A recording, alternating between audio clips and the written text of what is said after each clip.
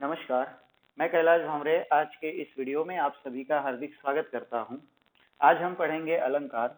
अलंकार कक्षा 9वीं के पाठ्यक्रम में आपके निहित है और साथ ही साथ विविध प्रतियोगी परीक्षाओं में अलंकार पर विभिन्न प्रकार के प्रश्न पूछे जाते हैं। तो अलंकार का विस्तृत अध्ययन आज हम करने जा रहे हैं। सबसे पहले हम जानेंगे अलंकार का अर्थ। अलंकार का एक शाब्दिक रूप से अर्थ हम देखेंगे तो उसका मतलब होता है आभूषण या गहने जो हम धारण करते हैं। दूसरे शब्दों में संस्कृत में इसकी परिभाषा दी गई है अलम करोति इति अलंकाराः, अर्थात जो अलंकृत करता है यानी शोभा बढ़ाता है उसे अलंकार कहा जाता है। अलंकार शब्द दो शब्दों के योग से बना है, एक है अलम और दूसरा है कार। अलम का शाब्दिक अर्थ है शोभा या सौंदर्य और कार अर्थात करने वाला। इस प्रकार अलंकार का अर्थ होता है वह साधन, वह तत्व जिसके द्वारा शोभा उत्पन्न की जाए या बढ़ाई जाए। अलंकार काव्य में एक विशेष अर्थ रखते हैं। इनके प्रयोग से कविता रोचक, सरस तथा चमत्कार पूर्ण हो जाती है। यह शब्दों तथा भावों के माध्यम से कविता की सुंदरता को बढ़ाते हैं। तात्पर्य कि अलंकारों के होने से कविता का सौंदर्य जो है और बढ़ जाता है। काव्यादर्श इस ग्रंथ में आचार्य दंडी ने अलंकार की परिभाषा दी है, काव्य शोभाकरान धर्मान अलंकारा इति प्रचक्षते, अर्थात काव्य की शोभा कराने वाले या शोभा बढ़ाने वाले धर्मान यानी शोभा धर्म को बढ़ाने वाले या शोभा तत्व को बढ़ाने वाले जो तत्व है, जो धर्म है, उन्हीं को अलंकार कहा जाता है। आचार्य दंडी अलंकार के प्रकांड पंडित थे। उन्होंने अलंकार संप्रदाय पर बहुत बड़ा ग्रंथ लिखा जिसका नाम है काव्यादर्श, और काव्यादर्श में उन्होंने काव्य की आत्मा के रूप में अलंकार को स्थापित किया हुआ है। तो एक ही पंक्ति में हम कहे तो अलंकार यानी क्या कि काव्य का सौंदर्य बढ़ाने वाले तत्व। आचार्य केशवदास नाम के एक विद्वान हमारे रीतिकाल में हुए हिंदी साहित्य के, उन्होंने भी कहा था कि जिस तरह कोई नारी अपनी सौंदर्य रिद्धि के लिए आभूषणों का प्रयोग करती है, ठीक उसी प्रकार कविता का सौंदर्य बढ़ाने वाला तत्व अलंकार कहलाता है। ठीक उसी प्रकार कविता में सुंदरता, नूतनता और भाव सौंदर्य लाने के लिए अलंकारों का प्रयोग किया जाता है। केशवदास ने कहा था कि भूषण बिना न सोई कविता वनिता मित, अर्थात चाहे कविता हो या वनिता हो, वनिता यानी नारी, भूषण बिना न सोई यानी भूषण के बिना, आभूषण के बिना या गहनों के बिना उसमें सौंदर्य जो है वो नजर नहीं आता है, अर्थात सौंदर्य में और रिद्धि हो जाती है, उसकी शोभा और बढ़ जाती है। अलंकार के भेद कौन कौन से हैं वो हम देखेंगे। प्रमुख रूप से अलंकार के दो भेद हैं, एक है शब्दालंकार और दूसरा है अर्थालंकार। और शब्दालंकार में तीन प्रकार से भेद है। पहला अनुप्रास अलंकार, दूसरा यमक अलंकार, तीसरा श्लेष अलंकार। उसके बाद जब अर्थालंकार की ओर बढ़ेंगे तो पहला प्रकार है उपमा, दूसरा है रूपक, तीसरा उत्प्रेक्षा अलंकार, फिर अतिशयोक्ति अलंकार और मानवीकरण अलंकार। तो इस प्रकार हमारे कक्षा 9वीं के पाठ्यक्रम में 3 शब्दालंकार और 5 अर्थालंकार इतने हमारे इस पाठ्यक्रम में निहित हैं।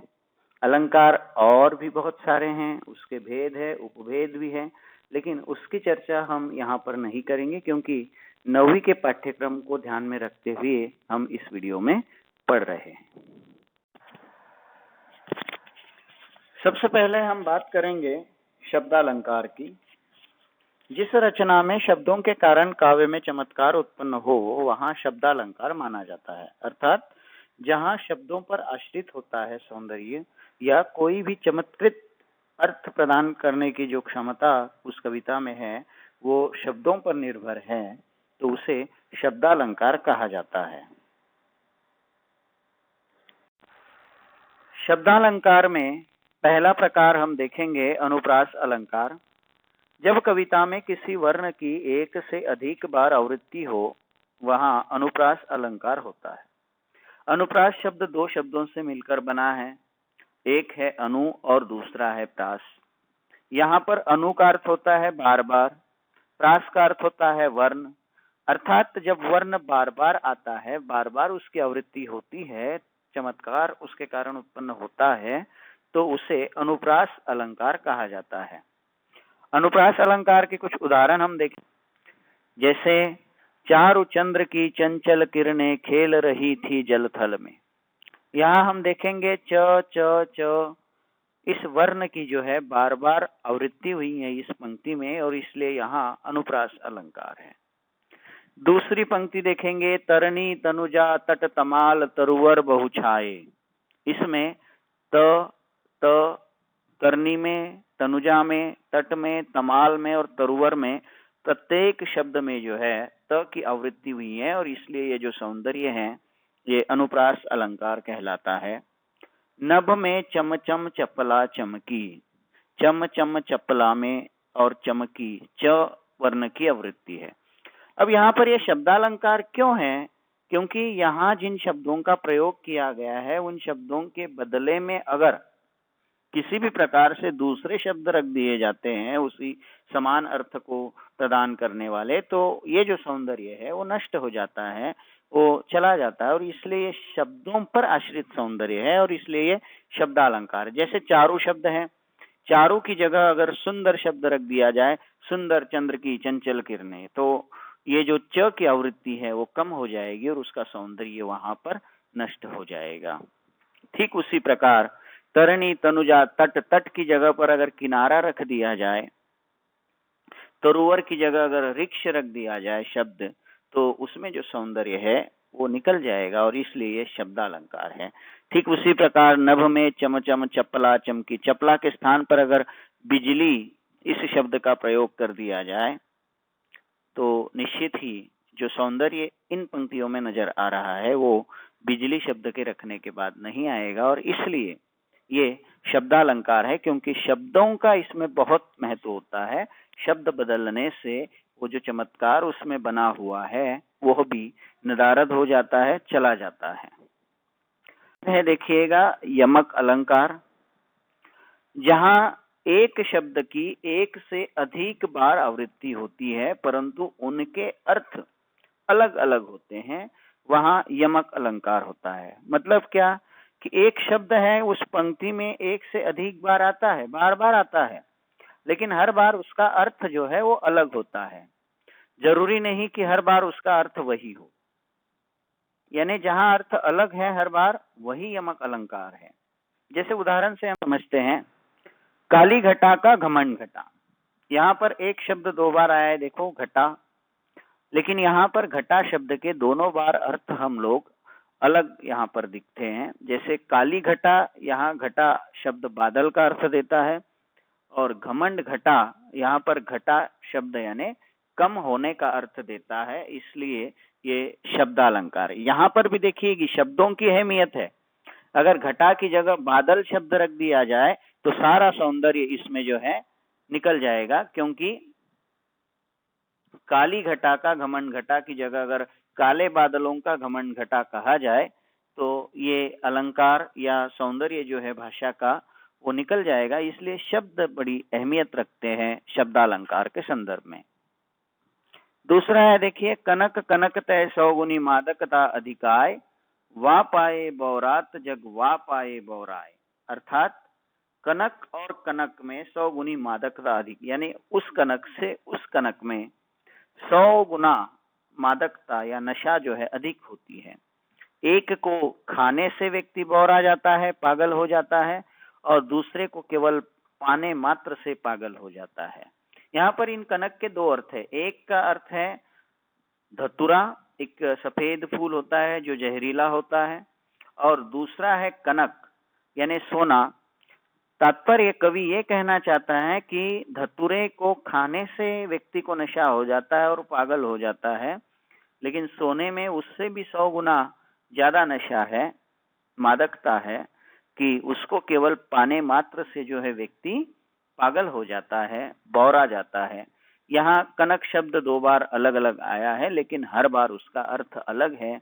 एक कनक का अर्थ धतूरा है और दूसरे कनक का अर्थ सोना है, इसलिए यहाँ पर यमक अलंकार है, यानी शब्द बार बार आता है लेकिन हर बार उसका अर्थ अलग होता है। अगला प्रकार है श्लेष। श्लेष का अर्थ है चिपका हुआ, अर्थात जहां एक शब्द में अनेक अर्थ चिपके हुए होते हैं उसे श्लेष अलंकार कहते हैं। यानी एक शब्द वाक्य में प्रयुक्त होता है, कविता में प्रयुक्त होता है और एक से अधिक अर्थ जब वो देता है तो उसे श्लेष अलंकार कहते हैं। जैसे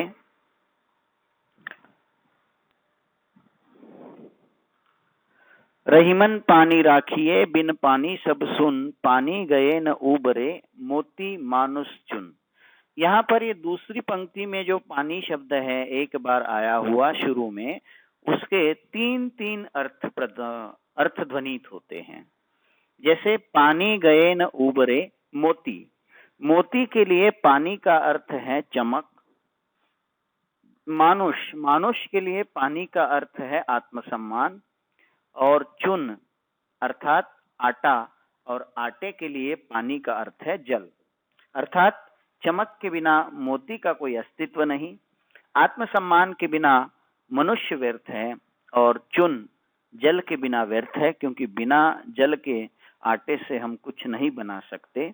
यहाँ पर पानी के एक ही बार पानी शब्द आया है दूसरी पंक्ति में, लेकिन उसके 3 अर्थ छिपे हुए हैं, चिपके हुए हैं, 3 अर्थ ध्वनित हो रहे हैं और इसलिए यह श्लेष अलंकार है। दूसरा है चरण धरत चिंता करत चितवत चरिहु चोर, सुवर्ण को खोजत फिरत कवि व्यभिचारी और चोर। कहीं व्यभिचारी शब्द मिलता है, कहीं कामे मिलता है। सुवर्ण शब्द के यहाँ 3 अर्थ है।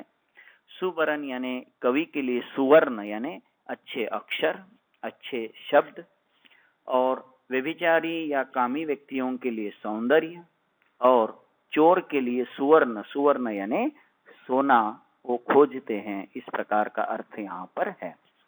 तीसरा और एक महत्वपूर्ण उदाहरण है, देखिएगा। जो रहीम गति दीप की, कुल कपूत की होय, बारे उजियारो करो, बढ़े अंधेरो होय। अर्थात रहीम का कहना है कि जैसी स्थिति दीपक की होती है वैसी ही स्थिति कुल के कपूत की होती है। कपूत यानी ऐसा पुत्र, किसी वंश में जन्म लेने वाला जो उस कुल का नाम जो है निश्चित ही अपमानित करता है और कुल के लिए कोई सम्मान की बात वो नहीं होता है, उसे कपूत या कुपुत्र कहा जाता है। तो कुपुत्र की और दीपक की गति एक ही है। कैसे?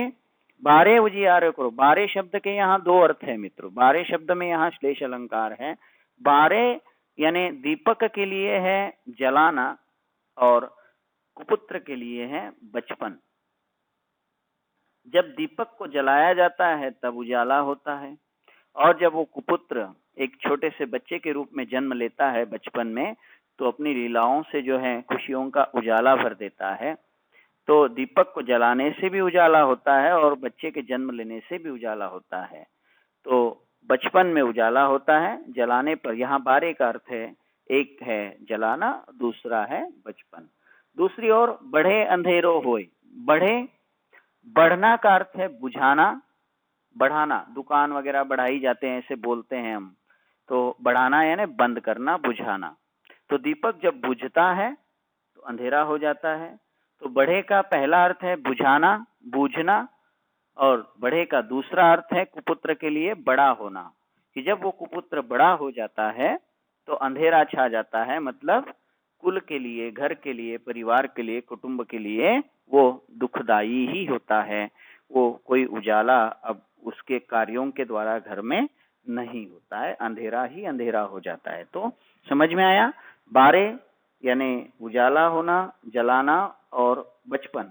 दूसरी ओर बढ़े यानी बुझाना या बड़ा होना और बड़ा होना। तो ठीक है, श्लेष अलंकार, अनुप्रास अलंकार, यमक अलंकार, इन 3 शब्दालंकार का अध्ययन हमने आज किया। अर्थालंकार के बारे में दूसरे वीडियो में हम बात करेंगे।